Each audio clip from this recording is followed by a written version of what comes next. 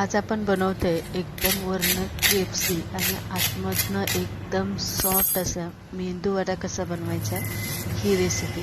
अनेकदा मेंदू वडे आपण जेव्हा बनवतो तेव्हा ते वरनं तेलकट होतात, आतनं चिवट होतात, खाताना घशामध्ये गुंतले जातात. आज आपण परफेक्ट रेसिपी बघतोय, त्यामुळे रेसिपी शेवटपर्यंत बघा. आणि तुम्हाला हा मेंदूवड्याचा नाश्ता आवडला असेल, लाईक शेअर नक्की करा. चला पटकन सुरुवात करूया. इथे घेतलेली आहे मी एक बाउल भरून सफेद उडदाची डाळ घेतलेली आहे. डाळ पहिली चांगली व्यवस्थित निवडून घ्या आणि नंतरनं ही भिजायला घाला. आता भिजायला घालण्याच्या अगोदर डाळ आपल्याला पाण्याने चांगली 4 ते 5 वेळा चोळून धुवून घ्यायची आहे, म्हणजे जे वरचं पांढरटपणा असतो तो पूर्ण निघून गेला पाहिजे. आता डाळ इथे आपण चोळून 4-5 पाण्याने धुवून घेणार आहे. मेंदूवडे बनवताना जर तुम्हाला मेंदूवडे क्रिस्पी पाहिजे असेल, आतमधनं एकदम सॉफ्ट असे पाहिजे असेल, तर डाळ आपल्याला जास्त वेळ भिजत घालायची नाही किंवा रात्रभर अशी भिजत घालायची नाही. तर शक्यतो 3 ते 4 तासच ही डाळ आपल्याला इथे भिजत घालायची. त्यापेक्षा जास्त वेळ आपल्याला ही डाळ भिजत घालायची नाही. 4 तासानंतरनं डाळ आपली चांगली भिजली जाते. तर त्यानंतरनं इथे आपल्याला डाळ चांगली बारीक अशी वाटून घ्यायची. वाटून घेताना आपल्याला डाळ धुवून घ्यायची नाही. फक्त एखादा झाऱ्या घ्या किंवा चाळणी घ्या, त्याने अशी डाळ निथळून घ्या आणि मिक्सरच्या भांड्यामध्ये घालून घ्या. आता ही डाळ वाटत असताना आपल्याला यामध्ये थोडंसं आलं आणि 2 हिरव्या मिरच्या घालून घ्यायच्या आणि पाण्याचा जितका कमीत कमी वापर करता येईल तेवढा कमीत कमी वापर इथे करायचा आहे. आणि इथे आपल्याला डाळीचं पीठ जे आहे ना, या पद्धतीने आपल्याला एकदम बारीक असं वाटून घ्यायचं आहे. आता इथे जरासं वाटून घ्यायला मेहनत जास्त लागते, कारण शक्यतो डाळ ही चिवट असते, चिकट असते आणि तिला पाण्याचं प्रमाण जे असतं ना, ते आपल्याला कमी वापरायचं असतं, म्हणून थोडीशी आपल्याला वेळ जास्त लागतो. डाळ इथे चांगली बारीक वाटून घेतली की त्यामध्ये आपल्याला मीठ घालायचं आहे आणि थोडंसं यामध्ये आपल्याला जिरं घालायचं आहे. आता जर तुम्हाला इथे हिरवी मिरची घालायची असेल, कोथिंबीर घालायची असेल, थोडासा कढीपत्ता घालायचा असेल, अगदी थोडासा बारीक चिरून कांदा तुम्हाला घालायचा असेल ना, तरी तुम्ही इथे घालू शकता.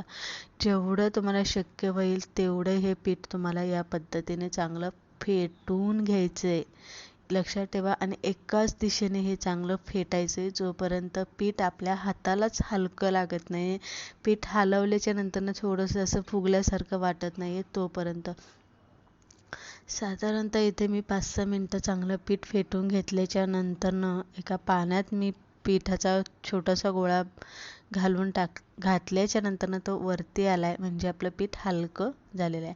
आता ना, तेलामध्ये वडे सोडताना प्रत्येकीला टेन्शन येत असतं. एकदम सोपी पद्धत आहे ही, कुणालाही जमेल.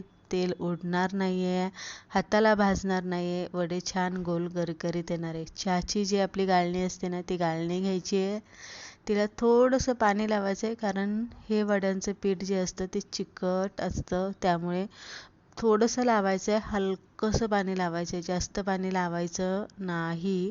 आणि त्यानंतरनं आपल्याला हातसुद्धा पाण्याने थोडासा ओला करायचा आहे. एक छोटासा लिंबाच्या आकाराचा गोळा घ्यायचा आहे किंवा त्यापेक्षा, म्हणजे वडे तुम्हाला किती मोठे बनवायचे त्यानुसार तुम्ही इथे पीठ घेऊ शकता. चाळणीवरती ठेवायचं, मध्ये असा एक होल करायचा आणि अलगद ही चाळणी तेलामध्ये अशी वरच्यावर धरायची.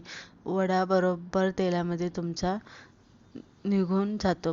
तर इथे बघू शकता, अगदी सोपी पद्धत आहे, कुणालाही जमेल. टेन्शन घ्यायचं अजिबात कारण नाही आहे. याच पद्धतीने आपण इथे बाकीचे वडे बनवून घेणार आहे. वडे तेलात सोडले की लगेच उलटे करायचे नाही, थोडेसे तळून द्यायचे आणि मग उलटे करायचे.